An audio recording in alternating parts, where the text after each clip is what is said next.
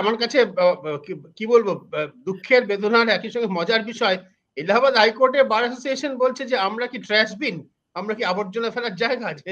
এরকম একজন জাজকে আমাদের এখানে পাঠিয়ে দেওয়া হলো। বিকাশ দা যোগ দিয়েছেন। বিকাশ দা, আপনি যে শুনতে পাচ্ছেন আমার কথা, আপনি গাড়িতে রয়েছেন, আপনাকে আমি তাড়াতাড়ি নিয়ে ছেড়ে দিতে চাইছি। আমরা বিচারপতি বাড়িতে টাকার পাহাড়, এটা নিয়ে প্রশ্ন করছি। প্রশ্ন তো আর কিছু করার নেই, আপনার বক্তব্য শুনি কি বলছেন আপনি। দেখুন, আমরা বারবার বলছি এই কলেজিয়াম সিস্টেমটা প্রকৃতপক্ষে সঠিকভাবে বিচারপতি নির্ণয় বা বিচারপতিদের শৃঙ্খলা, উচ্চ আদালতের বিচারপতিদের ক্ষেত্রে হাইকোর্ট এবং সুপ্রিম কোর্ট, সেটা তারা নিয়ন্ত্রণ করতে পারছে না। সেজন্য আমরা একটা জুডিশিয়াল কমিশনের কথা বলেছিলাম, সেটা তৈরি হয়েছিল অনেক লড়াই করার পর। তা সুপ্রিম কোর্ট কতগুলো নির্দিষ্ট কারণে সেটা বাতিল করে দেন। সরকারের উচিত ছিল যেই ডিফেক্টগুলো সুপ্রিম কোর্ট দেখেছেন সেগুলোকে সংশোধন করে নতুন আইন করা, সেটা করেনি। পার্লামেন্টে আমি একটা প্রাইভেট বিল এনেছি যে জাজেস অ্যাপয়েন্টমেন্ট এবং জাজেস ডিসিপ্লিন, এটা নিয়ে একটা হাই পাওয়ার জুডিশিয়াল কমিশন করা হোক। এটা হলে পরে হয়তো খানিকটা নিয়ন্ত্রণ করা যাবে। তা না হলে এই ধরনের বিচারপতি যারা আসছেন তো মারাত্মক। আপনি একজনের ঘরে টাকা দেখেছেন, আরেকজন আরো মারাত্মক কথা বলেছেন যে মেয়েদের স্তন ধরলে পরে বা তার যদি জামা কাপড়টাকে খুলে দেওয়া হয় তা সেটা ধর্ষণ নয়। ধর্ষণ বলতে তুমি এক আইনের যে লিটারাল মিনিং সেটা করতে চেয়েছেন। এই সমস্ত মানসিকতার লোকেরা যদি বিচারপতি হয়ে যান দুর্ভাগ্যজনক ভাবে, তাহলে কিন্তু ন্যায় বিচার তো দূরের কথা, মানুষ কিন্তু আরো বেশি বেশি করে অন্যায় কাজ করতে উৎসাহিত হবে। এখন কি সমাধান নেওয়া হলো?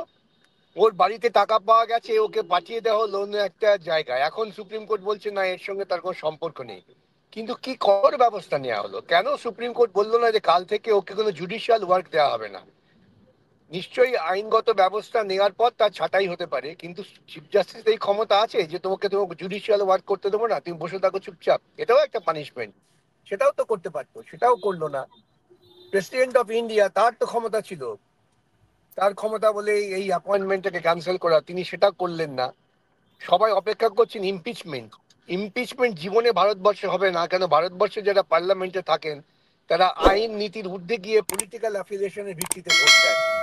আমরা দেখেছিলাম জাস্টিস রামেশ্বরের ক্ষেত্রে শুধুমাত্র কংগ্রেসের কিছু লোক তখন বা বিরোধী পক্ষের কিছু লোক ভোট দিলেন না বলে ইমপিচমেন্ট হলো না। ইমপিচমেন্ট করা খুব কঠিন, কিন্তু কিছু প্রশাসনিক ব্যবস্থা নেওয়া দরকার। তেমন বিধান নেই এখন, যদিও চিফ জাস্টিসের ক্ষমতা আছে, সেই সব তারা ব্যবস্থা নেননি। কেন এফআইআর করা হলো না এই জজের বিরুদ্ধে? এই সাধারণভাবে যদি আজকে আপনার আমার ঘরে টাকা পাওয়া যেত, পিএমএলএ ঝাঁপিয়ে পড়তো। কেন ইডি এটা নিয়ে তদন্ত শুরু করবে না? তার জন্য তো কোনো বাধা নেই। তো প্রশাসনিক স্তরে এই অপকর্মগুলোকে প্রত্যক্ষভাবে না হলেও পরোক্ষভাবে মদত দেওয়া হচ্ছে, এটাই বিপদ আজকের দিনে। ঠিক ঠিকই। আর অবশ্যই আপনি যেটা বললেন, অনেক ধরনের ব্যবস্থা নেওয়া যেত, কোনো ধরনের ব্যবস্থা এখনো পর্যন্ত নেওয়া হয়নি। পরিদর্শিতা, তোমার মতামত শুনি, তোমার প্রাথমিক বক্তব্য শুনি। আনমিউট করে দাও, আনমিউট করো। হ্যাঁ, ব্যাপারটা হচ্ছে যে দেখো, এর আগে মানে দুজন বাঙালি বিচারপতি, একজন হচ্ছেন তোমার চিত্ততোষ মুখার্জি। না না না না, আমি বলছি চিত্ততোষ মুখার্জি যখন বোম্বে হাইকোর্টের চিফ জাস্টিস ছিলেন, আর যখন আমাদের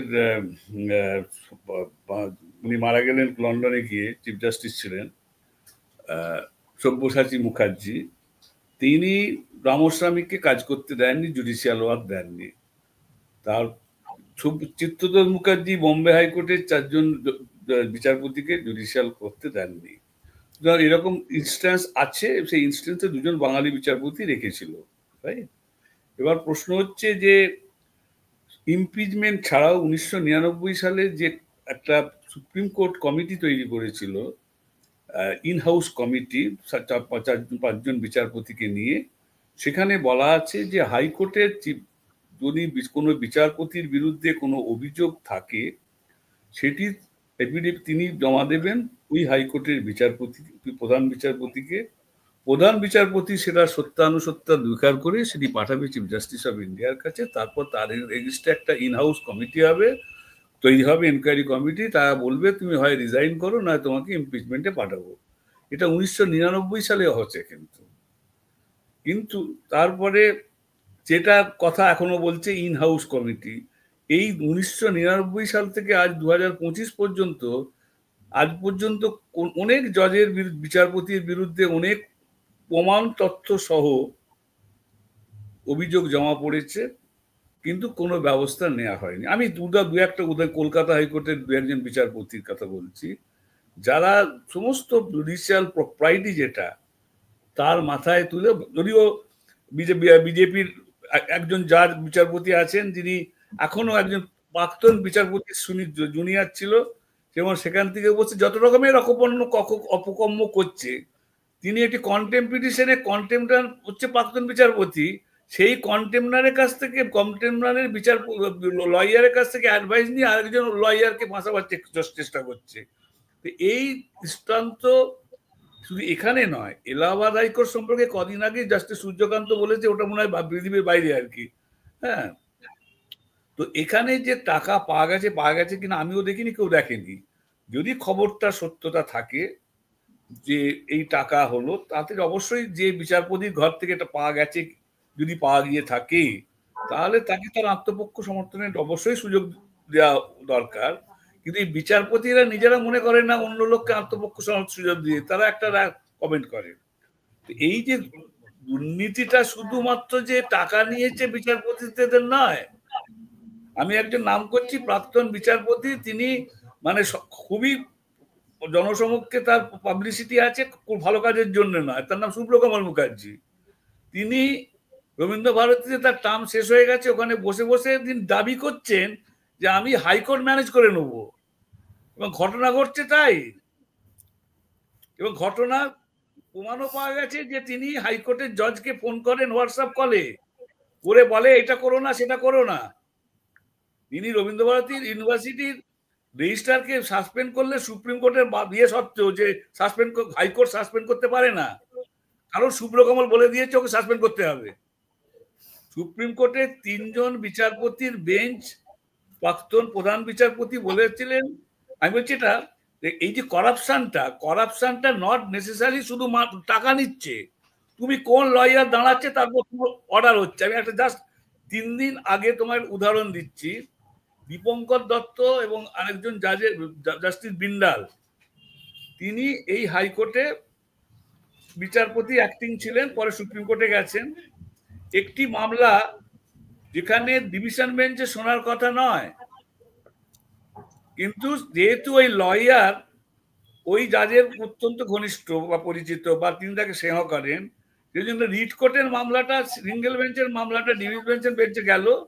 25শে ফেব্রুয়ারি সুপ্রিম কোর্ট বললো এটা নালিটি। তার কারণ হচ্ছে যে ডিটারমিনেশনটা then chief justice of high court, he is a master of roaster.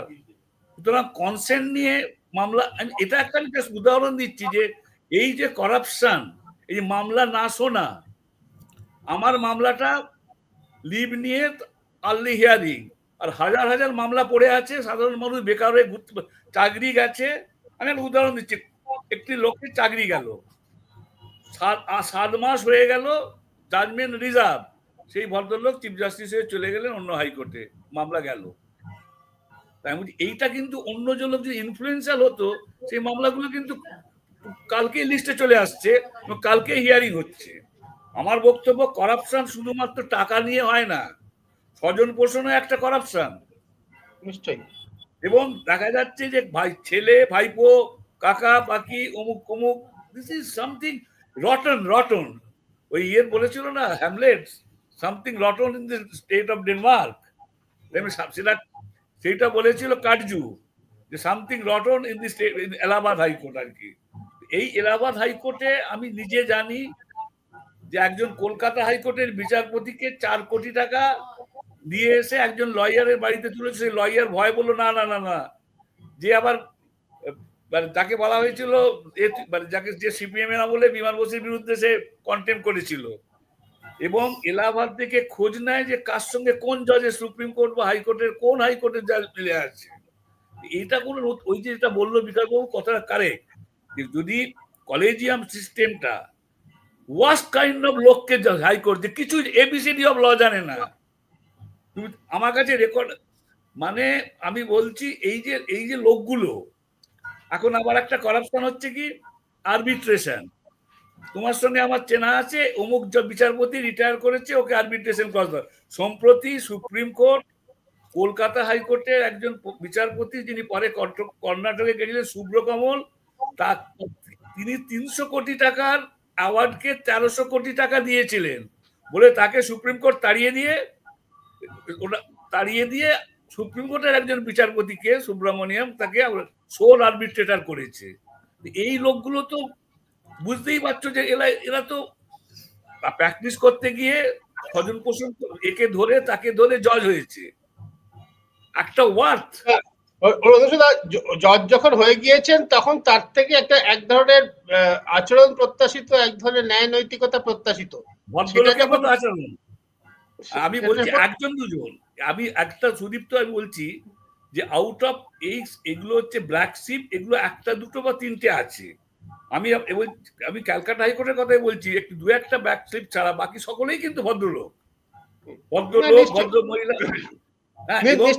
নিশ্চয়ই, এবং যেটা সুব্রত মুখোপাধ্যায় বলছিলেন যে সেই জন্যই তো মানুষের শেষ আস্থার জায়গা হচ্ছে বিচার বিভাগ। বাকি অন্য যে সমস্ত প্রতিষ্ঠান, আমাদের সংবিধান সম্মত যে সমস্ত প্রতিষ্ঠান এত বছর ধরে গড়ে উঠেছিল, যেমন তার অনেকগুলোর পর থেকে মানুষের এখন আস্থা চলে গিয়েছে, কারণ এগুলো সরকারি দপ্তরে পরিণত হয়েছে। যেমন নির্বাচন কমিশন, যেমন ভিজিলেন্স কমিশন, এগুলো প্রায় কার্যত সরকারি দপ্তরে পরিণত। এগুলোর উপর মানুষের ভরসা নেই, কিন্তু জুডিশিয়ারির উপর এখনো মানুষের ভরসা আছে। সেই ভরসাটাই তো টলে যায় যখন আমরা দেখি যে এরকম বিচারপতি বাড়িতে টাকার পাহাড় উদ্ধার হয়।